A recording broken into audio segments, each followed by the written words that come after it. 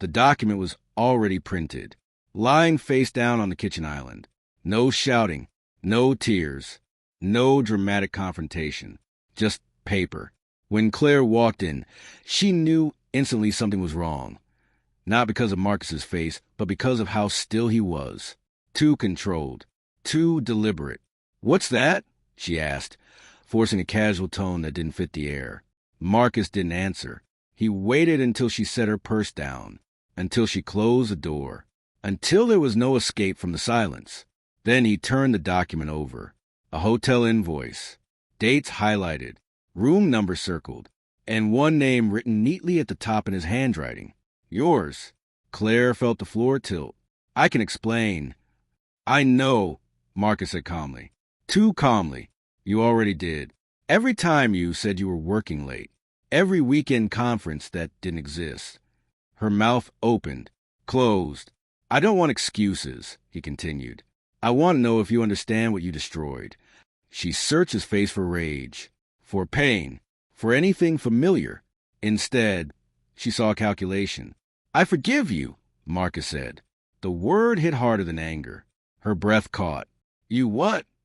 "But," he added, sliding a second document forward, "forgiveness isn't free." She stared down at the title. Asset Transfer Agreement. Her family's name was printed all over it. Her inheritance. Her grandfather's estate. Everything she was promised since childhood. Marcus met her eyes. "You can have the marriage," he said evenly, "but the price is everything you own." And in that moment, Claire realized something far more terrifying than being caught. Her husband wasn't reacting to her betrayal. He was executing something he had already planned. Marcus didn't demand an answer that night. That alone unsettled her. Instead, he moved through the next days with surgical normalcy. Cooked breakfast, answered emails, asked about her meetings. Only now, every kindness felt transactional. Every smile felt observed. Claire noticed things she'd never questioned before. The new account Marcus had opened for tax reasons. The quiet meetings with his attorney friend. The way he'd started documenting everything. Receipts, dates, conversations. "You don't have to do this," she said one night, watching him organize files. "I already am," he replied. She tried to regain control. Suggested counseling. He agreed immediately. Too quickly. In the therapist's office, Marcus was the model husband. Calm, rational, willing to heal. Claire felt exposed without having said anything. Then came the first real fracture. Her brother called. "Hey," he said casually, "we got a notice about this estate. Something about restructuring ownership." Her heart slammed. "What notice?" "Law firm out of the city. They said you authorized." She hung up. "That night," she confronted Marcus, "you contacted my family's lawyers." "I contacted our future," he corrected. "You're crossing a line." Marcus tilted his head slightly. "You crossed it first." Then he said the sentence that haunted her. "I'm just making sure you understand the cost of forgiveness before you accept it." And Claire began to wonder, was this about healing? Or was she already trapped inside something much larger? The pressure didn't come from Marcus. It came from everyone else. Her mother noticed first. "Why is Marcus suddenly involved in estate matters?" she asked over lunch. Claire lied. Poorly. Her father's calls grew sharper. "You're not signing anything without family approval." The irony burned. Family approval had never been required when she was sneaking into hotel rooms. At home, Marcus became more distant. Not cold. Strategic. He slept beside her, but never touched her. Listened carefully when she spoke. Asked questions that felt harmless. Until later, when she realized they'd all been logged somewhere. How much is the vineyard worth now? When was the last appraisal on the lake house? Who's listed as successor trustee? One night, she snapped, "You're punishing me." Marcus didn't look up from his laptop. "No, I'm giving you agency." "That's not forgiveness." "It is," he said quietly. "Just not the kind you expected." She felt something twist in her chest. "What happens if I refuse?" Marcus closed the laptop slowly. "Then we divorce. And the evidence goes public." The word landed heavy. Evidence. She thought of the messages, the photos, the timeline she'd never cleaned properly. "You've ruined me." Marcus met her eyes. "You ruined us." But even then, he still hadn't explained why the inheritance mattered so much. And that unanswered question became unbearable. The truth cracked open in a place Claire never expected. The basement. She was looking for old tax records when she found the box, not labeled, hidden behind storage bins. Inside were documents she didn't recognize. Medical bills, legal correspondence, a police report, dated 12 years ago, before they were married, before Marcus ever mentioned his past. She read it once, then again. The report detailed an investigation into financial fraud tied to a family-owned development company, her family's company. The conclusion: charges dropped, settlement reached, non-disclosure enforced.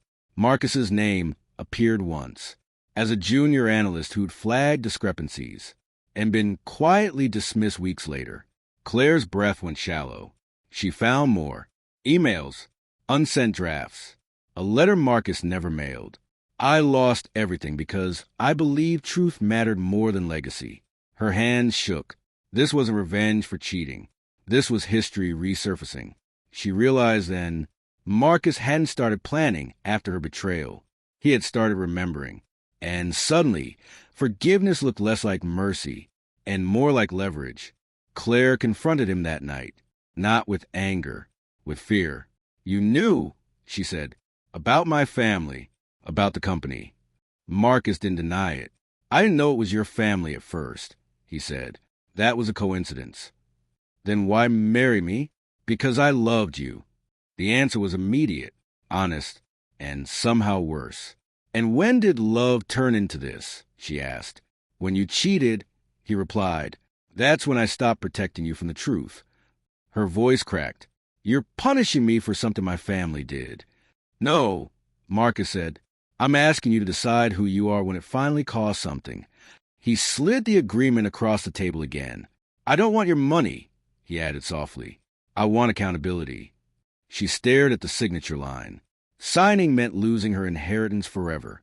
Not signing meant losing her marriage, and possibly everything else. There was no outcome where she stayed whole. And that's when Claire understood. This wasn't a choice. It was a reckoning. Claire signed. The fallout was immediate. Her family erupted. Lawyers threatened. Relationships fractured. But Marcus did something unexpected. He transferred the assets into a blind trust, not for himself, for restitution. The money went to former employees. Settlements reopened. Silence cases addressed. Claire watched her family's legacy dismantle brick by brick. Then came the final twist. Marcus filed for divorce anyway. She confronted him in disbelief. "You said this was forgiveness." "It was," he said. "For me? You still don't want to stay?" Marcus's voice was steady. "Forgiveness doesn't require reconciliation." The truth hit like cold water. The marriage had been collateral. The real objective had always been justice. And her betrayal had simply given him the leverage he never had before. Months later, Claire stood alone in an empty house. No inheritance. No marriage. No family calling anymore. But the world had changed. Articles praised the restitution effort. Marcus never took credit. He disappeared quietly. The last message he sent her read: "You paid the price so the truth could surface." That's not nothing. Claire sat with the silence and realized the cruelest part wasn't losing everything. It was understanding, too late, that love and forgiveness are not the same thing. And confusing them had cost her more than she could imagine. Betrayal doesn't always end with anger. Sometimes it ends with calculation. Forgiveness can be real and still leave consequences that reshape entire lives. Ask yourself, if someone forgave you but demanded accountability that cost everything, would you call it mercy or justice? If you're drawn to stories that explore the uncomfortable psychology of love, power, and consequence, subscribe. The next story goes even deeper.